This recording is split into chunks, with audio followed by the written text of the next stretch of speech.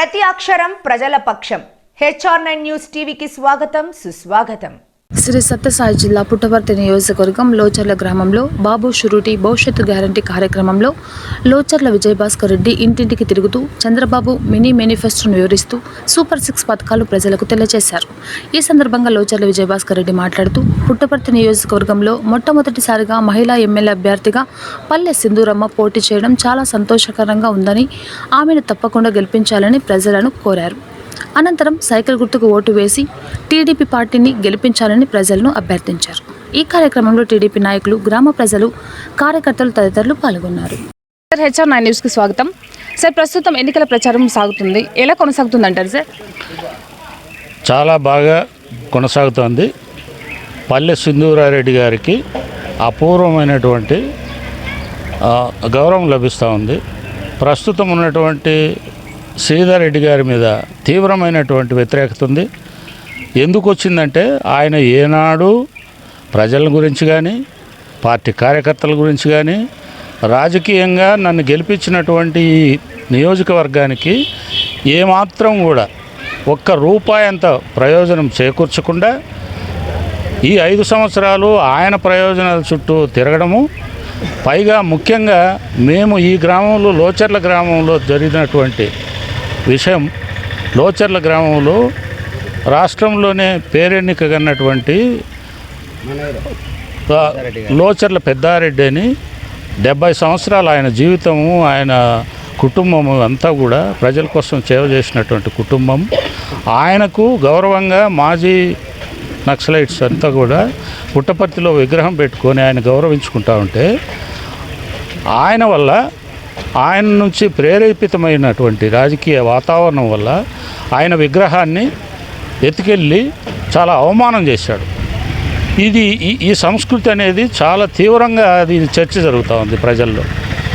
ఎందుకు పెద్దారెడ్డి గారంటే కూడా తెలియకోకుండా, కనీసం ఆయన చరిత్ర కూడా ఆలోచన చేయకుండా అది చేస్తే ఎట్లా, అట్లాంటి సంఘటన జరిగితే పుట్టపర్తి లాంటి ప్రశాంతమైన వాతావరణం ఉన్నటువంటి బాబా గారి నీడన బతుకుంటున్నటువంటి అందరికీ చాలా బాధ కలిగించింది.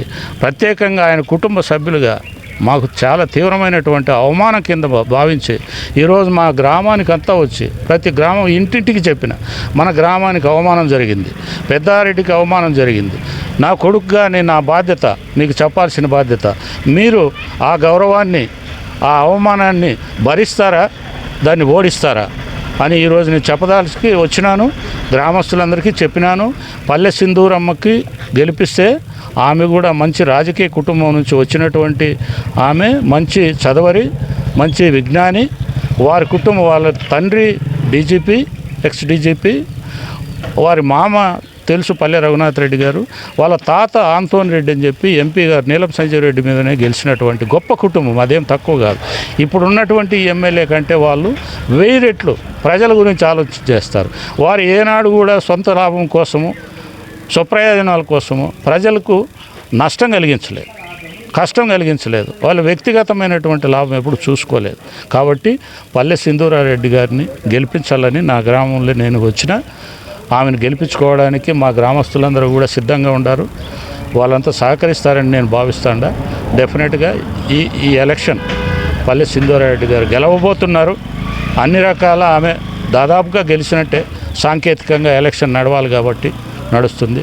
దాదాపు మంచి మెజారిటీతో, దాదాపు 15,000 20,000 పైచిలకు మెజారిటీతో గెలవబోతుంది. ఆమె గెలిచిన తర్వాత ఈ గ్రామానికి నేను వాళ్ళందరికీ భరోసా ఇచ్చిన మా గ్రామస్తులకు ఆమె ద్వారా మంచి జరుపుకుందాం, ప్రశాంతంగా గౌరవాన్ని, ఈ గ్రామానికి ఉన్నటువంటి అభివృద్ధి ఏమో అవి చెప్పి చేయించుకుందామని దానికోసమే నేను ఈరోజు మా వాళ్ళందరితోనూ, మా పిల్లలందరితోనూ, మా గ్రామస్తులతో కలిసి ప్రచారం చేస్తాను. ఓకే సార్, ప్రజాస్పందన ఎలా ఉందంటారు సార్? చాలా బాగుందమ్మా ప్రజాస్పందన. ఈరోజు మార్పు కోరుకుంటూ ఉండాలి. ఈ గతంలో ఉన్నటువంటి 5 సంవత్సరాల పరిపాలనలో జరిగినటువంటి అవకతవకలు కానీ, దాంట్లో ఉన్న నష్టాన్ని రాబోయే కాలంలో సింధూరమ్మను గెలిపించుకొని ఆ మంచి జరగనటువంటి మంచిని మనం మంచి చేసుకుందామనేటువంటి ఆలోచనతో వాళ్ళు ఓటర్స్ ఉన్నారు. కాబట్టి చాలా మంచి ప్రభావమే ఆమెకు సింధూరారెడ్డి గారు మీద చాలా నమ్మకం ఉంది. గెలుస్తారనే నమ్మకం విశ్వాసం ఆల్రెడీగా గెలిచిపోయినట్టని నేను భావిస్తాను. ఓకే సార్, మీరు మా HR9 న్యూస్ తరపున ప్రజలకు ఎలాంటి సూచనలు ఇవ్వాలనుకుంటున్నారు?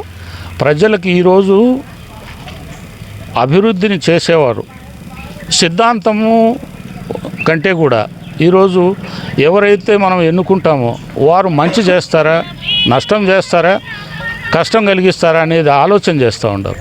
ఎవరు నష్టం కష్టం కలిగించినటువంటి ప్రశాంతంగా బతికేదానికి 10 మందికి సహాయం చేసేవాడు ఎవడు అని చెప్పే విచక్షణతో ప్రజలు ఈరోజు ఉన్నారు.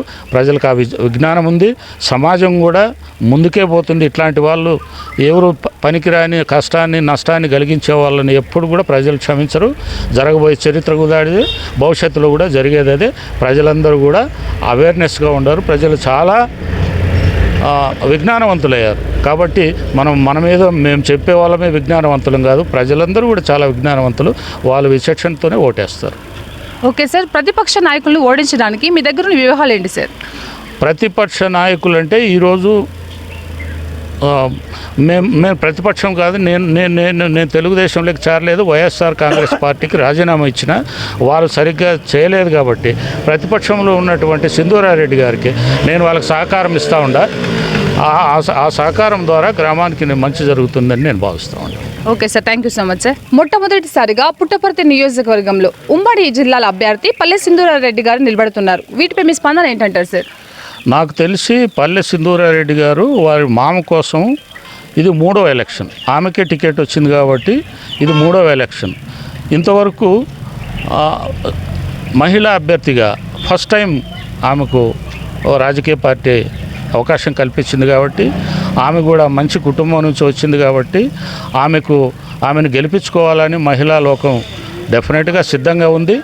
మంచి మెజారిటీతో మహిళా లోకాన్ని గెలిపించుకొని ఆమెను తొలిసారిగా ఆమెను ఎమ్మెల్యేగా చూసి మహిళలందరికీ మంచి చేయాలనేటువంటి కోరిక తలంపు ఉంది.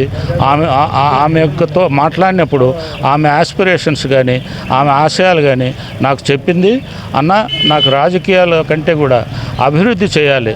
అభివృద్ధి ఏ రకంగా చేయాలి, నేను ఒక స్త్రీ కుటుంబాలని స్త్రీని ఎట్లా అభివృద్ధి చేసుకోవాలి, గ్రామాలను ఎట్లా ప్రశాంతంగా బతకనిచ్చి ఫ్రాక్షన్కు దూరంగా చేసి అభివృద్ధిని చేసి చూపిస్తానన్న అది నా ఆశయం అని చెప్పింది. ఆమెకు మనం అందరం కూడా ఈరోజు సపోర్ట్గా ఉండాలి. ఒక మంచి మహిళను గెలిపించుకుంటే తొలి మహిళ ఎమ్మెల్యేగా పుట్టపర్తి చూడబోతుంది. ప్రశాంత నిలయంలో బాబా గారి ఆశీస్సులు ఆమెకు ఉండాలని నేను కోరుకుంటున్నాను. Okay sir, thank you.